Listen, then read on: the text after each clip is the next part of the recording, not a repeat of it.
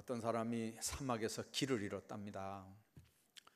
한참 가다가 보니까 어디가 동쪽인지 어디가 서쪽인지 완전히 동서남북을 잃어버린 거예요.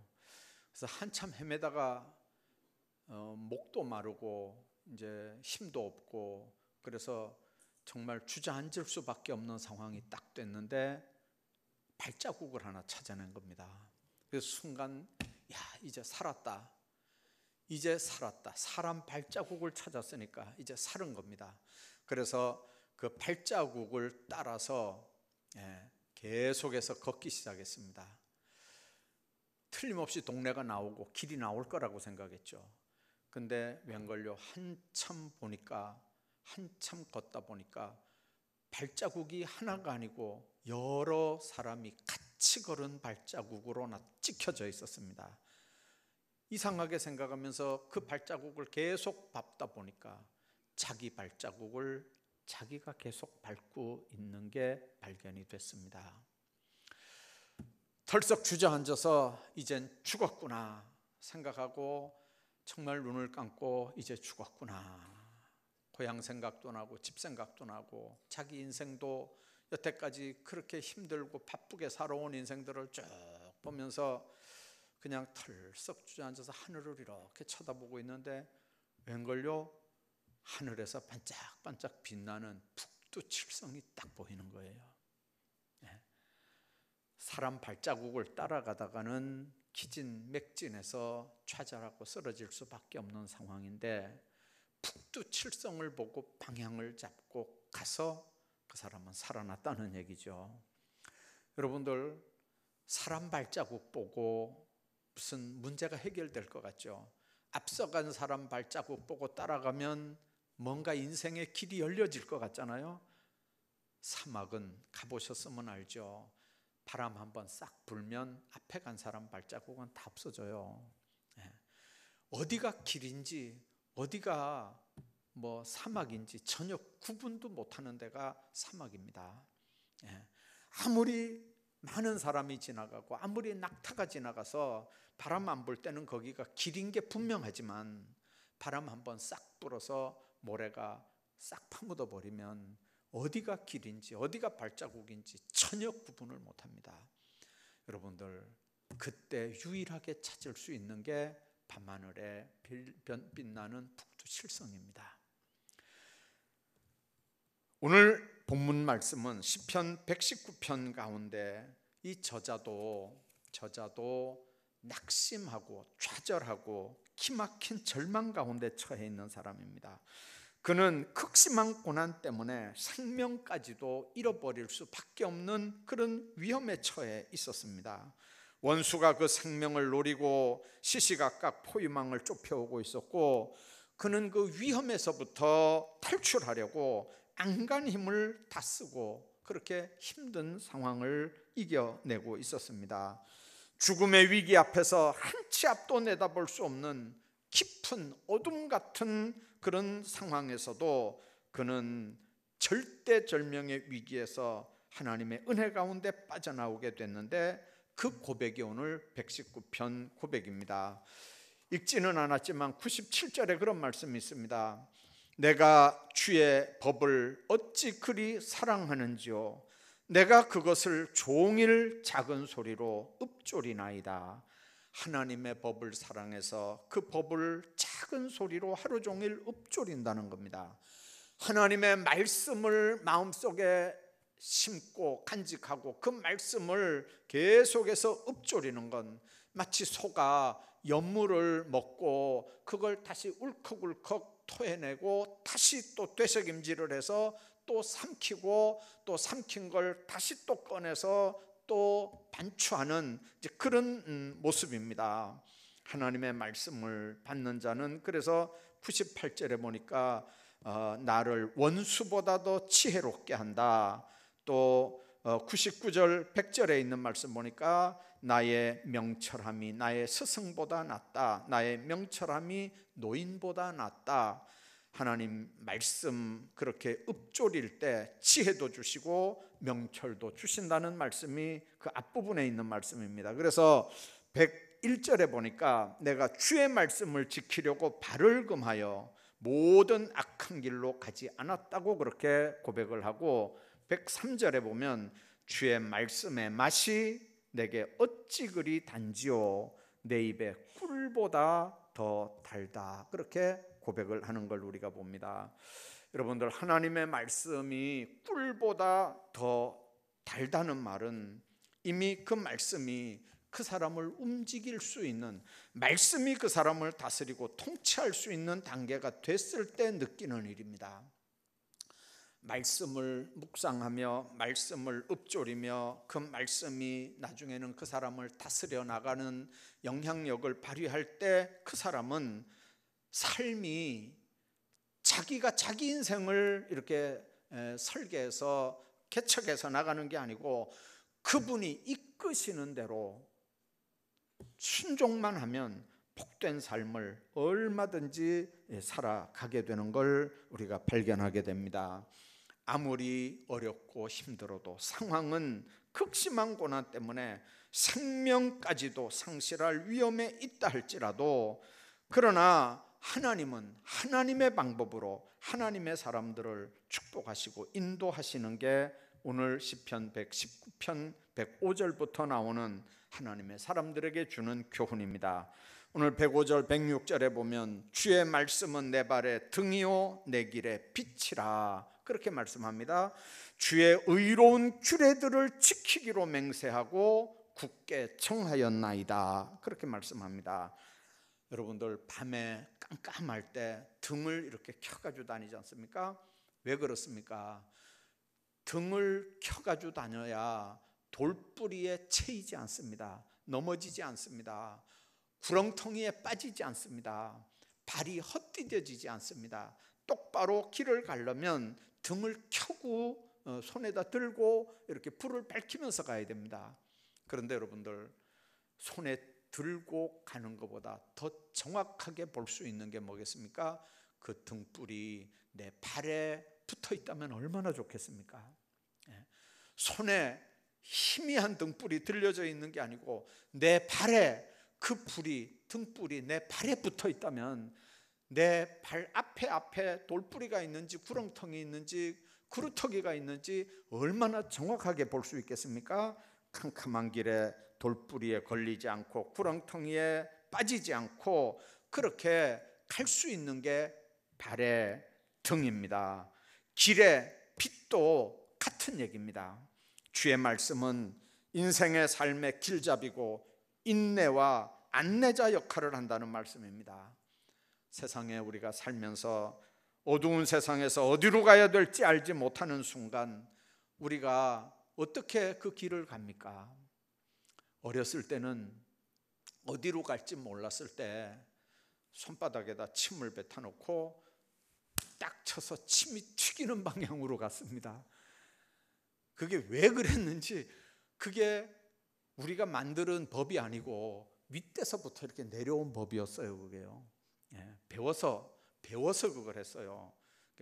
선배들이 그렇게 하는 걸 보고 배웠다고요. 그래서 어디로 가야 될지 모를 때 이렇게 탁 하고 침이 튀기는 방향으로 이렇게 갔어요. 그게 여러분들 얼마나 정확할까요? 그게 얼마나 정확할까요? 인간의 생각이라고 하는 게 그렇습니다. 어두운 세상에서 어디를 갈지 알지 못할 때 마치 나침반같이 우리 가야 될 길을 이렇게 일러주는 하나님의 말씀이 우리에게 있다면 우리가 처신하고 행동할 때 그것보다 더 분명하고 자신 있게 선택할 수 있는 길이 어디 있겠습니까? 어느 날 하나님이 요나를 불렀습니다.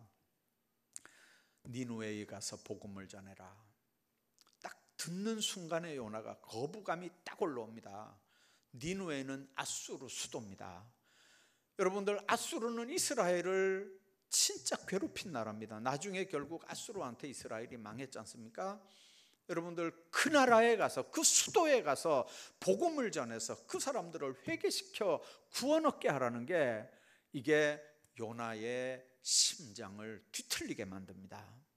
왜 그러냐면 그런 것들은 그냥 죄짓고 그냥 거기서 살다가 죄 가운데 그냥 죽어서 지옥을 가든지 망하든지 그냥 하나님께서 소돔 고모라처럼 불비를 내려서 유황불을 내려서 그냥 싹 쓸어 죽여버려야지, 세상에 그런 인간들한테 가서 복음을 전해서 회개시키고 그 사람들을 구원하라는 게 이게 도대체 이게 요나는 마음에 안 드는 하나님의 명령입니다. 그래서 하나님의 낯을 피해서 다른 데로 타시스로 도망을 가는 겁니다. 그 타시스로 가는 배를 타려고 요빠에 갔더니 마침 타시스로 가는 배가 있었다 그랬어요. 마침. 여러분들, 하나님의 뜻을 어그러뜨리고 하나님의 명령에 불순종해서 방향을 바꿨는데도 마침 하나님의 명령을 불순종할 수 있도록 마침 기회가 딱 주어지고 마침 뭐가 딱 되어지는 걸 여러분들 복이라고 생각하면 큰일 납니다. 어떤 사람들은 그래요. 명령에 불순종했는데도 마침 좋은 기회가 있더라. 그 죽으려고 작정하고 그 길로 지금 가는 거예요. 여러분들, 마침이라는 게 그게 하나님이 준비해 놓은 물속에 들어가는, 물속에 던져지는 길이지 그게 하나님의 명령을 수행하러 갈 수 있는 길이 아니거든요. 결국은 배를 타고 가다가 풍랑이 일게 되고 그리고 제비 뽑혀서 결국은 바다에 던져지게 됩니다. 그리고 끝났으면 되는데 하나님은 거기서 물고기 뱃속에서 회개시켜가지고 거기서 다시 끌어내고, 그래서 결국은 하나님이 요나를 니느웨에 갖다 세워놓습니다. 여러분들, 목회자들끼리 이렇게 만나면 더러 그런 얘기를 해요. 아이고, 그 재간 좋은 거 가지고 왜 목사를 하느냐, 그 좋은 기술 가지고 그냥 그쪽으로 쭉 나갔으면 훨씬 좋은 인생 살 낀데 괜히 목사가 돼가지고 꾀죄죄하게, 아니 왜 그렇게 하냐. 그러니까 그분들 하는 얘기가 거의 다 그래요. 방법 없이 그냥 부르니까 붙잡혀서 그냥 이렇게 됐다는 거예요. 그냥. 여러분들, 주의 종된 사람들이 그냥 말은 그냥 이렇게 하지만 여러분들, 누가 그게 좋은 길인 줄 알고 글로 가겠어요? 우리 교인들 가운데도 제가 이렇게 대화해 보니까 몇 분은 신학교 가서 까뜩했으면 목사 될 사람들이 있었어요. 신학교 가려고 생각했던 사람들이 몇 분 되더라고요, 우리 교회도. 만일 그분들에게 하나님이 요나처럼 강권적으로 역사하셔서 어떤 정말 꼼짝도 할 수 없는 체험을 하게 했다면 방법 없이 그 사람들 신학교 갔어야 돼요. 그리고 방법 없이 주의 일 해야 되는 거예요. 하나님 앞에 선택받는다는 건 그런 거예요. 하기 싫다고 안 하고, 하기 좋다고 사명도 없는데 그거 무슨 명예나 따르는 일이라고, 이권이나 따르는 일이라고 그거 하고 싶어서 머리 들이밀고, 하나님의 일은 그렇게 할 수 있는 게 아무것도 없어요. 요나는 진짜 그 일 하기 싫었거든요. 진짜 그 일 하기 싫었어요. 그러나 물고기 뱃속에 들어갔다 나온 다음에 방법 없이 니느웨에 딱 서가지고 앞으로 이 니느웨의 성이 망하니까 회개하란 말도 안 했어요. 앞으로 40일 있으면 니느웨의 성이 망한다, 그렇게만 했어요. 그랬더니 세상에 그 말을 듣는 사람들이 회개하고 베옷을 입고 금식하고, 세상에 나중에는 그 소리가 왕에게 들어가니까 왕도 왕옷을 벗고 왕 자리에서 내려와가지고 제에 앉아서 회개하고, 온 백성들이 심지어는 짐승까지도 다 금식시켰다 그랬어요. 다 금식을 했어요. 세상에. 그랬더니 그 회개하는 모습을 보고 그 요나를 거기다가 보냈던 하나님이 심판하려고 하는 일을 멈추시는 거예요. 여러분들, 하나님의 역사를 보여주는 걸 우리가 계시라고 합니다. 일반적인 계시, 자연이나 역사를 통한 일반적인 계시도 있지만 그걸로는 하나님의 구원의 사건을 분명하게 알 수 없기 때문에 분명한 계시, 특별 계시를 줬는데 그게 바로 성육신하신 예수 그리스도 사건이고, 그 예수 그리스도에 관해 기록한 성경이 바로 특별 계시입니다.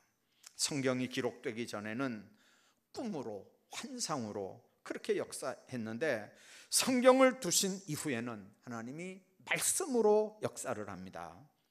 광야에서 만나를 먹이셨던 이스라엘 백성들을 가나안 땅에 딱 집어넣자마자 하나님이 그 만나는 딱 끝나게 하고, 그리고 토지소산에서 나오는 열매를 먹게 했던 것처럼 지금도 특별한 때 개개인에게 꿈과 환상으로 역사하지만 그건 성경 다음의 권위입니다.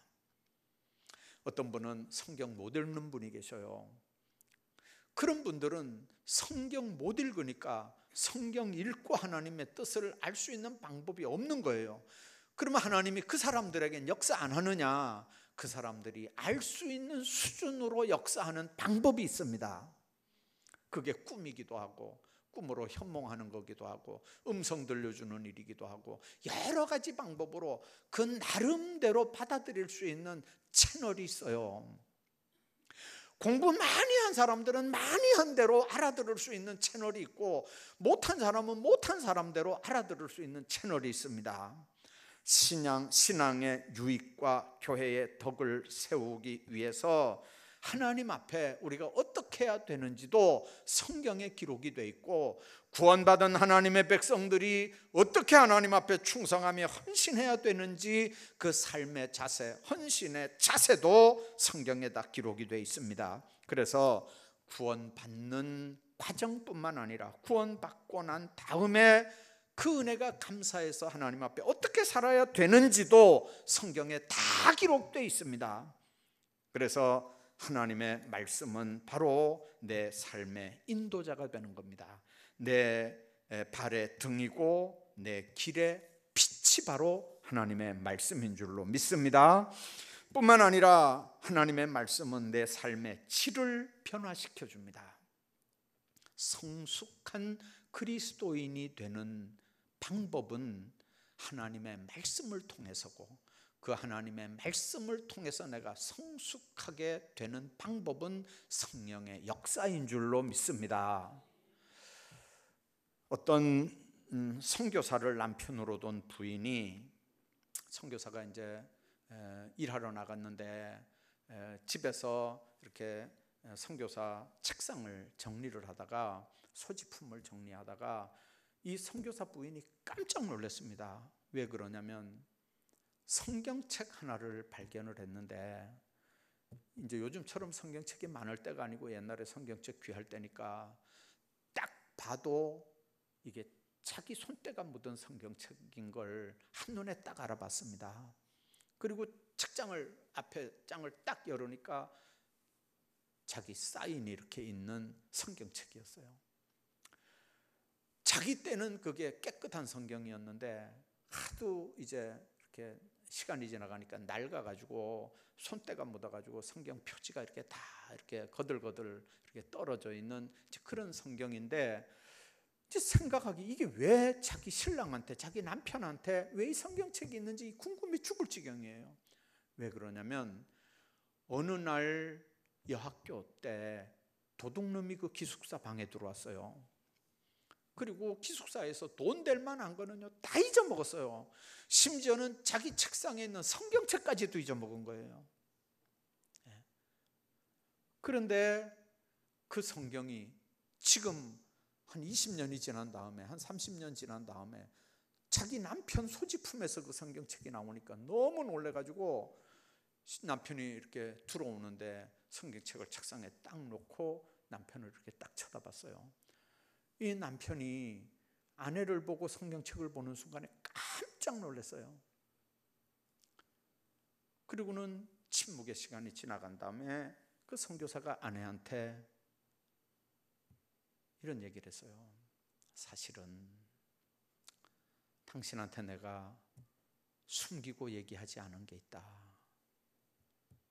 사실은 내가 선교사가 되고 신학생이 되기 전에 나는 도둑놈이었다. 도둑놈이었는데 어느 날 여러 군데 다 들어가서 돈 될 만한 건 다 털었는데 어느 날 기숙사에 들어가서 돈 될 만한 건 다 자루에다가 다 집어넣고 나왔는데 집에 와서 보니까 이 성경책도 이게 자루 속에 들어있더라는 거죠.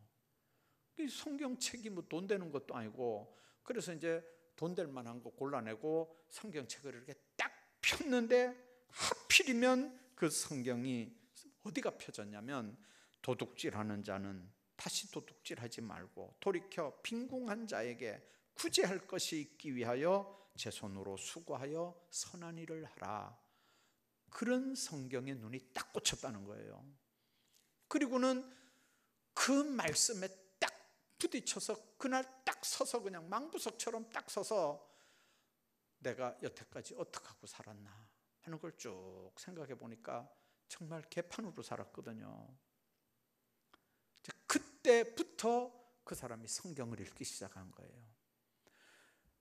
이 성경책 주인이 얼마나 이렇게 줄을 쳐가면서 아주 귀하게 봤던 성경이지만 주인 찾아줄 수 있는 일도 아니고 어디에 있는 누군지도 모르고, 그래서 그 주인을 생각하면서 열심히 성경 읽다가 신학을 가게 됐고, 신학을 가서 지금 자기가 선교사가 됐는데, 그럼에도 자기를 이렇게 만든 게 바로 그 성경책이라는 걸 생각하기 때문에 자기는 그 성경책을 버릴 수가 없었다는 거예요. 다 낡아도. 그런데 당신이 이걸 발견했다고. 그랬더니 그 부인이 하는 얘기가 그 성경책 주인이 나였습니다. 그 성경책 주인이 나였습니다. 잊어버렸을 땐 너무 속상했고, 또 마지막으로 자기가 그렇게 기도했대요. 누가 가져갔는지 모르지만 성경책 읽고 예수 잘 믿는 사람이 됐으면 좋겠다. 그렇게 기도하고 자기는 이제 그 일을 까맣게 잊어버렸다는 거죠. 세상에 하나님이 엮어도 어떻게 그렇게 엮겠어요? 여러분들, 하나님의 말씀은 어떤 경우에도 내 삶의 질을 좋은 것으로 변화시켜 주시는 능력이요 은혜가 되는 줄로 믿습니다. 그러기에 사도 바울은 말씀 앞에 딱 부딪히면서 사울이, 큰 자라고 하는 의미의 사울이 작은 자라고 하는 이름의 바울로 이름이 바뀌어지고, 포행자요 박해자요 핍박자인 그 바울이 예수 믿고 이렇게 예수 영접하고는 이방인에게 복음을 전하는 복음의 사도가 됐던 걸 우리가 기억합니다. 신앙생활이라는 건 그렇습니다.